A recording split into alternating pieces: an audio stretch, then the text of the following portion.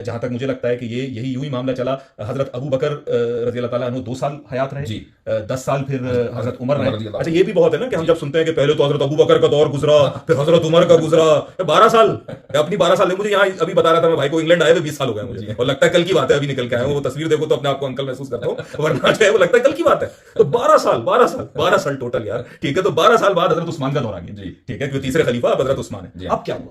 हजरत उस्मान रज़ी अल्लाह अन्हु के ज़माने में जो कंपाइलेशन हुआ है, सबसे पहली बात तो यह है कि एक सिंबॉलिक कंपाइलेशन था। उसकी वजह, उसकी तफसील यह है कि जंग यमामा में जो सहाबा किराम शरीक थे वो कुरान के पहले कंपाइलेशन में शामिल नहीं हो सके, क्योंकि वो तो जंग के मास पे थे। वहां से जब खबर आई कि 70 हुफ्फाज शहीद हो चुके हैं, तो हजरत उमर रज़ी अल्लाह अन्हु घबरा कर हजरत अबू बकर के पास आए और कहा कि कुरान को फौरी तौर पर जमा कर लिया जाए, खतरा है कि कहीं ज़ाया ना हो जाए। अब ये जो सहाबा जंग यमामा में शरीक थे वो मदीने में मौजूद ना होने की वजह से इस मुबारक काम में शामिल नहीं हो सके। इसका मतलब ये नहीं था कि कुछ आयतें रह गई, लेकिन हर सहाबी शामिल होना चाहता था। तो हजरत उस्मान रज़ी अल्लाह अन्हु ने यह काम दोबारा करवाया कि जो लोग शामिल होने से रह गए थे वो भी शामिल हो। हालांकि दोबारा करवाने से न तो किसी आयत में कमी आई, न किसी आयत में ज्यादती हुई, जो का तो वही मुरतब हुआ।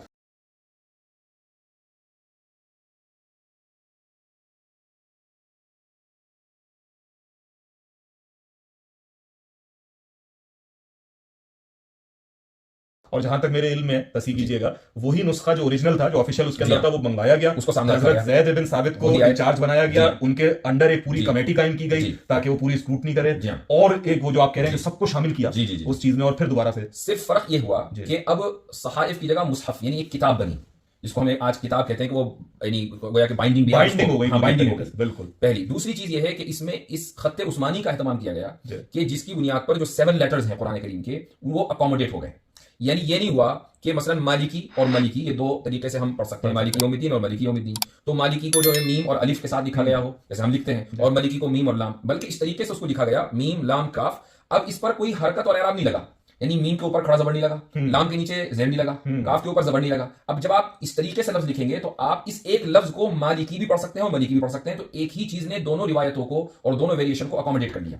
इस तरीके से खत उस्मानी को इस कंपाइलेशन में इंट्रोड्यूस कराया गया और पूरा कुरान इस तरह लिखा गया। गोया हजरत उस्मान के दौर में जो ये सहीफा मुरतब किया गया है, इसके अंदर जो है वो एराब मौजूद नहीं है, एराब मौजूद नहीं है, ठीक है, एराब मौजूद नहीं है, और उसकी वजह से जो मुख्तलिफ प्रोनाउंसिएशन है, जैसे आज हम कहते हैं शेड्यूल और स्केड्यूल और टोमेटो और टोमाटो, ठीक है, तो उस तरीके से कोई भी उसको उस स्पेलिंग को पढ़ सकता है उस वेरिएशन के अंदर। सिर्फ इतना फर्क है कि हजरत उस्मान रज़ी अल्लाह अन्हु के ज़माने में जो 7-8, कोई एक रिवायत में आता है 9, एक रिवायत में आता है 8, एक रिवायत में आता है 7, जो अलग अलग कॉपीज तैयार हुई हैं, तो उसकी भी एक हिकमत है। और वो इस तरीके से कि कुरान में बहुत से अल्फाज ऐसे हैं कि एक लफ्ज दो वेरिएशन को अकोमोडेट नहीं कर सकता। उसकी एक मिसाल दे देता हूं आपको, ववस्सा और वअौसा। अब आप अगर वस्सा लिखेंगे, वाव साद और उसके बाद अलिफ मकसूर आएगा, तो अब उसको आप वस्सा तो पढ़ सकते हैं, औसा नहीं पढ़ सकते, क्योंकि औसा पढ़ने के लिए वाव से पहले हमजा का होना जरूरी है, और औसा अगर लिख देंगे तो वस्सा नहीं पढ़ सकते। तो ये वो लफ्ज है कि जो दो वेरिएशन को अकोमोडेट नहीं कर सकता। तो उसकी जो तरतीब निकाली वो ये कि एक नुस्खे में तो वस्सा लिखा गया और दूसरे नुस्खे में औसा लिखा गया। अब कोई ये कह सकता है कि भाई फुटनोट में लिख देते ताकि सबको पता होता है कि वस्सा को औसा भी पढ़ सकते हैं। तो वो इसलिए नहीं लिखा गया क्योंकि वस्सा भी मुतवातिर है और औसा भी मुतवातिर है, दोनों का स्टेटस एक है। हाशिए में और फुटनोट में जो बात आती है, टेक्स्ट एक्चुअल टेक्स्ट के मुकाबले में उसका स्टेटस लो होता है। तो अगर औसा को मसलन फुटनोट में लिख दिया जाता तो आज तक हम ये कह रहे होते कि वस्सा असल है, औसा जो है वो सेकेंडरी है, जबकि दोनों प्राइमरी है, चूंकि दोनों मुतवातिर हैं। रसूल अकरम सल्लल्लाहु अलैहि वसल्लम से दोनों साबित है तवातुर के साथ। क्या मैं ठीक समझ रहा हूँ कि आप कह रहे हैं हजरत उस्मान के दौर में जो सहीफे बने, उसकी जो कॉपीज तैयार की गई वो 1 से ज्यादा थी, कुछ कहते हैं 4 थी, कुछ कहते हैं 7 थी, कुछ कहते हैं ज्यादा थी। उसके अंदर वो एग्जैक्ट कार्बन कॉपी एक दूसरे की नहीं बनी थी, बल्कि उसके अंदर जो अल्फाज ऐसे मौजूद थे जिनकी एक से ज्यादा प्रोनाउंसिएशन या इम्कानात मुमकिन थे, और एक स्पेलिंग में मुमकिन नहीं था दोनों प्रोनाउंसिएशन। हाँ, तो एक जगह एक स्पेलिंग की गई और दूसरे नुस्खे में दूसरी स्पेलिंग की गई। सही जी, सही। तो यही वजह है कि आज आप देखेंगे जैसे अल्जीरिया है, मोरक्को है, इन ममालिक में जो कुरान के पढ़ने का अंदाज है वो हमारे पढ़ने के अंदाज से मुख्तलिफ है। ठीक ठाक जो भी कुरान जानता है वो आसानी उसको समझ सकता है। तो उनके यहाँ मसलन अगर वस्सा आप देखेंगे, हमारे यहाँ अगर वस्सा है लफ्ज तो उनके यहाँ औसा होगा लिखा हुआ, लेकिन माना दोनों के एक है, माना नहीं बदले, दोनों का एग्जैक्ट तर्जुमा बिल्कुल उसमें हर्फ बहर्फ एक है, उसके अंदर जरा भी कोई फर्क नहीं है। अच्छा देखिए, एक चीज तो ये है कि किसी वर्ड की प्रोनाउंसिएशन में फर्क आ जी, ठीक है, ये बात तो आपकी बात से मुझे क्लियर हो रही है। क्या ऐसा भी है कि कुछ अल्फाज ही मुख्तलिफ हुए हैं, कि एक जगह एक लफ्ज मौजूद है, दूसरी जगह उसके बिल्कुल अलग, यानी जो उससे कोई उसकी ये नहीं लग रहा कि कोई वेरिएशन है, बल्कि कोई एक अलग उसका सिनोनियम, कोई हम मानी या कोई ऐसा लफ्ज है ना उसकी जगह इस्तेमाल हुआ? जी हाँ, तो जैसे सूरह लैल में वमा खलक़त ज़करा वल उन्सा, हजरत उस्मान रज़ी अल्लाहु अन्हु के तैयार करदा मसाहिफ में से एक मसहफ में वज़्ज़करा वल उन्सा है, वमा खलक़ा नहीं है, माना में कोई फर्क नहीं आया। वमा खलक़ा पूरा वर्ड ही मौजूद नहीं है, लेकिन दोनों मुतवातिर हैं।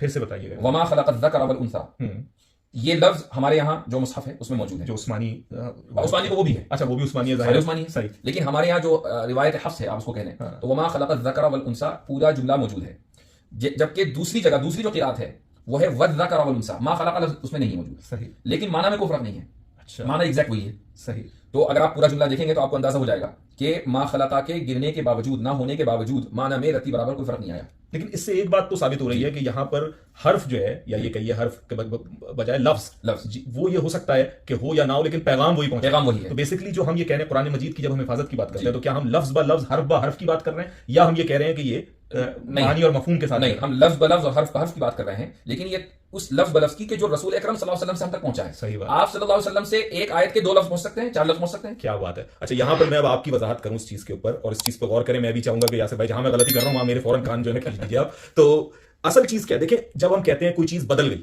ठीक है, कोई किताब करप्ट हो गई, जैसे हम बाइबल के बारे में बात करते हैं, हम बाइबल के बारे में कहते हैं कि भाई वो अरामिक लैंग्वेज में आई थी, अब्रानी जबान में, हिब्रू में हुई, फिर उसके बाद वो जो है ना फ्रेंच में हुई, लैटिन में हुई, वगैरह वगैरह जो भी है, उसके अंदर आप देखते हैं कि पूरे पूरे मानी बदल गए, ठीक है, पूरे मफहूम बदल गए, और ये वक्त के साथ हुआ है, मुख्तलिफ अदवार में लोगों ने जब चेंज किया उसे, कुछ बादशाहों ने अपने हिसाब से कर लिया, इसको हम कहते हैं कि जो है ना ये पैगाम पूरा बदल दिया गया, ये उस टीचिंग को करप्ट कर दिया गया। लेकिन जिस केस की हम बात कर रहे हैं, जब हम कुरान हकीम की बात करते हैं, तो रसूल करीम सल्लल्लाहु अलैहि वसल्लम ने अपनी हयात मुबारका में जिन जिन अल्फाज की इजाजत दी वही अल्फाज आज तक मौजूद है। बिल्कुल ठीक है, लिहाजा ये कहना कि तब्दील, आप ये तो एक नईव इंसान है जिसको कुछ पता ही नहीं है, वो जब देखेगा कि यार यहां पर एक लफ्ज मौजूद है और इस वाली आयत में तो मौजूद ही नहीं है, अरे ये तो बदल गया।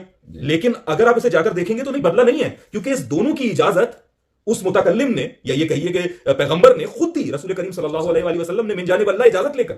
यही वजह है कि ये कहा गया कि 7 हुरूफ पर कुरान हकीम को नाजिल किया जी, ठीक है। यानी अगर ये करप्शन होती, अगर ये पैगाम का चेंज होना होता, अगर ये कुरान मजीद की हिफाजत के मनाफी होता, तो रसूल करीम सल्लल्लाहु अलैहि वसल्लम खुद से कैसे कर सकते? उसी दौर में चेंज हो गया।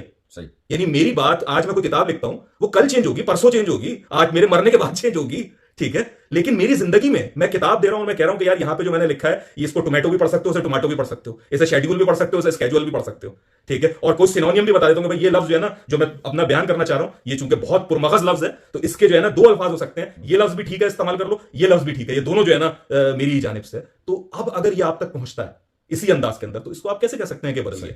ये है वो कंफ्यूजन। असल इसको दोहरा के सुन लीजिएगा, जो अभी यासिर भाई ने बात कही है, दोहरा के सुन लीजिएगा कि ये जो हमें चेंजेस नजर आती है, जो जब हमें कोई मुल्हिद दिखाता है सामने, ये देखो कुरान मजीद के इस नुस्खे में ये लिखा है, इसमें तो ये लिखा है, ठीक है, इसको तो यूं पढ़ना है, इसको तो यूं पढ़ना है, इसमें तो ये लफ्ज लिखा है, इसमें तो ये लफ्ज नहीं लिखा हुआ। लेकिन ये पूछिए कि ये दोनों इजाजतें, ये जो दोनों वेरिएशन है, ये इजाजत रसूल करीम सल्लल्लाहु अलैहि वसल्लम की जिंदगी में थी? अगर हां, तो उसका मतलब नहीं बदला।